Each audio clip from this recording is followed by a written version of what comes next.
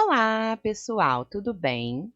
Hoje nós iremos ver a segunda parte de isomeria espacial e falaremos sobre a isomeria óptica.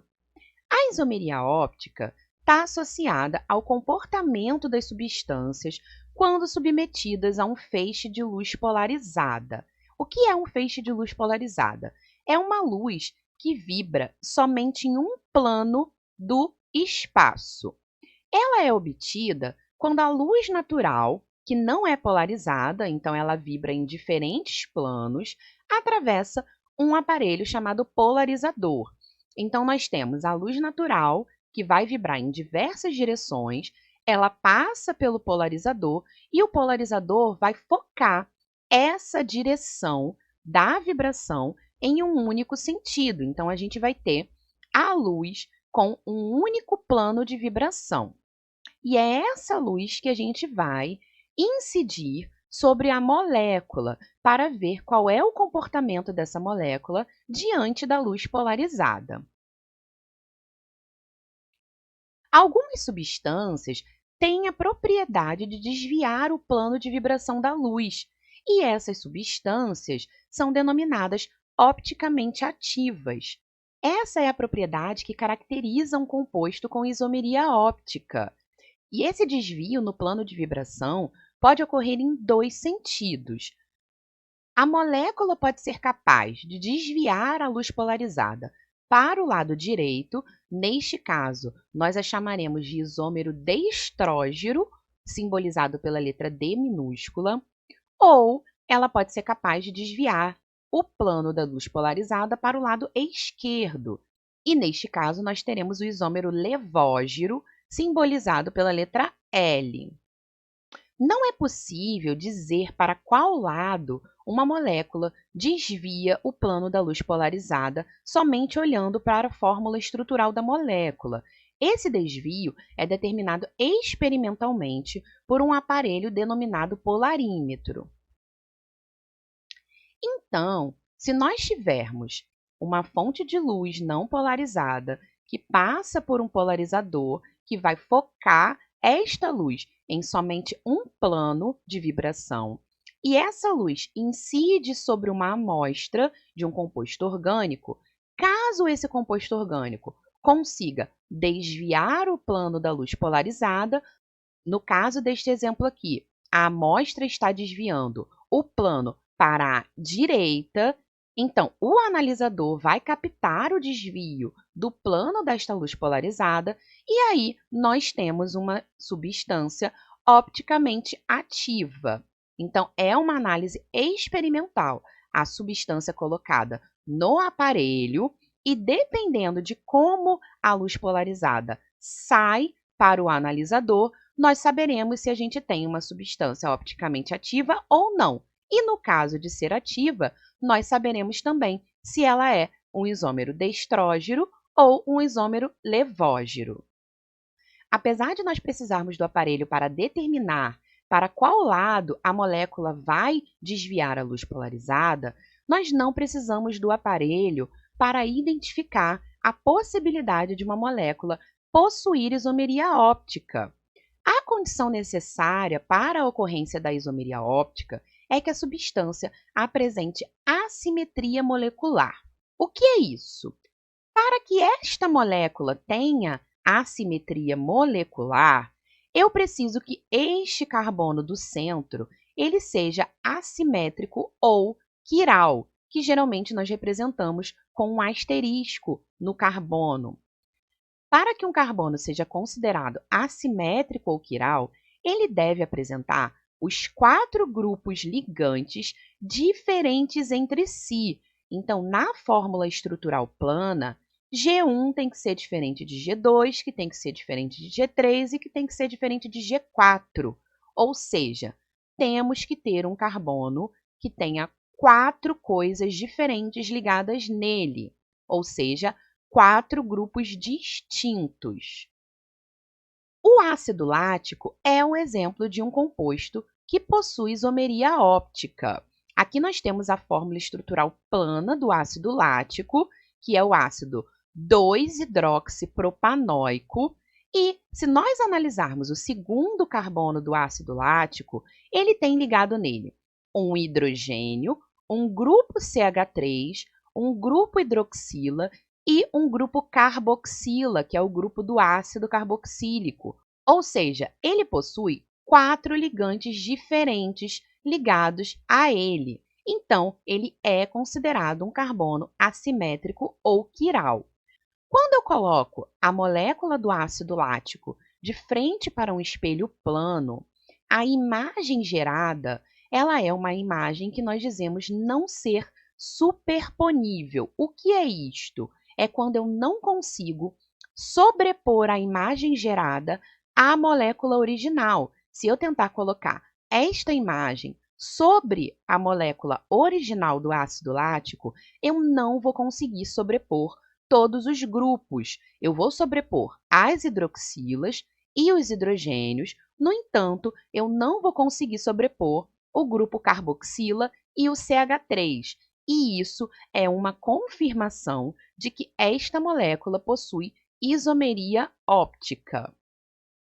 A presença de um carbono assimétrico na molécula do ácido lático determina a existência de 2 isômeros opticamente ativos, o ácido D-lático e o ácido L-lático, ou seja, um destrógeno e um levógeno. E estas moléculas são química e fisicamente iguais, porém, elas são fisiologicamente diferentes. O que isso significa? Elas vão ter ações no organismo diferentes entre si. Então, elas vão provocar o mesmo desvio angular, porém em sentidos opostos. O que eu quero dizer com isso? Se elas desviarem a luz polarizada em 60 graus, ambas vão desviar em 60 graus, só que uma para a direita e outra para a esquerda. Toda vez que nós temos um par de isômeros ópticos ativos D e L, que apresentem o mesmo ângulo de desvio da luz polarizada, estas moléculas são denominadas antípodas ópticos ou enantiômeros. E toda vez que eu tenho uma mistura em quantidades equimolares de enantiômeros, isso me resulta numa mistura opticamente inativa, que nós chamamos de mistura racêmica. Por que a gente tem uma mistura opticamente inativa? Porque eu vou ter metade dos compostos desviando a luz para uma direção e metade desviando para outra. Se eu tenho quantidades iguais de desvios nas duas direções, um desvio anula o outro e eu tenho uma mistura racêmica que é opticamente inativa. Um outro conceito muito utilizado dentro da isomeria são os diastereoisômeros, que são isômeros espaciais que não são imagens especulares um do outro, como, por exemplo, um par de isômeros cis-trans. Então, quando eu tenho um par de isômeros cis-trans da mesma molécula, eu posso chamá-los de diastereoisômeros. E quando eu tenho um par de isômeros D e L da mesma molécula, eu chamo de um par de enantiômeros. Considerando ainda o ácido lático, na prática, o que nós vamos ter? Nós teremos a molécula do ácido D-lático, que é a molécula que vai desviar o plano da luz polarizada para a direita e é opticamente ativa. E a gente tem também o ácido L-lático, que é a molécula que vai desviar o plano da luz polarizada para a esquerda e também é opticamente ativa. Se eu misturo 50% de ácido D-lático com 50% de ácido L-lático, eu vou ter uma mistura com quantidades iguais dos dois enantiômeros e, consequentemente, eu vou ter uma mistura que não vai ser ativa opticamente, ou seja, uma mistura racêmica. Eu posso calcular o número de enantiômeros que uma molécula irá possuir. A quantidade de isômeros ópticos ativos de uma molécula pode ser calculada como 2 elevado a n, sendo n o número de carbonos assimétricos diferentes que eu possuo na molécula. E se eu quiser calcular o número de isômeros opticamente inativos, ou seja, o número de misturas racêmicas que uma molécula pode ter, eu faço 2 elevado a n sobre 2. Ou seja, o cálculo do número de isômeros ópticos ativos, eu preciso da quantidade de carbonos assimétricos e aí eu faço 2 elevado a este valor. A quantidade de misturas racêmicas é sempre a metade dos isômeros ópticos ativos. Por quê? Se eu estou colocando quantidades iguais dos ativos, um irá anular o outro e, consequentemente, eu terei a metade de misturas racêmicas. Temos aqui mais um exemplo, o ácido 2-amino-3-hidroxibutanoico.